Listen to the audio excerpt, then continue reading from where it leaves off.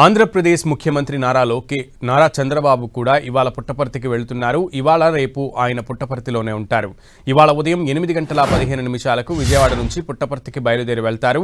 ఉదయం 10:30కు రాష్ట్రపతి కూడా పుట్టపర్తికి వస్తుండటంతో సీఎం చంద్రబాబు ఆమెకు స్వాగతం పలకనున్నారు. రాష్ట్రపతితో కలిసి సత్యసాయిబాబా శత జయంతి ఉత్సవాల్లో పాల్గొంటారు ముఖ్యమంత్రి చంద్రబాబు.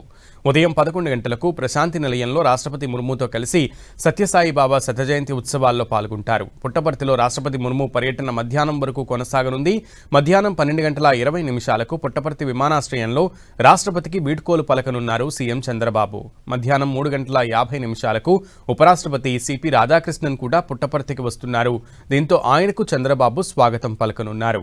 సాయంత్రం 4 గంటలకు Shri Sathyasai Institute of Higher Learning స్నాతకోత్సవానికి ఉపరాష్ట్రపతితో కలిసి ముఖ్యమంత్రి చంద్రబాబు హాజరు కానున్నారు.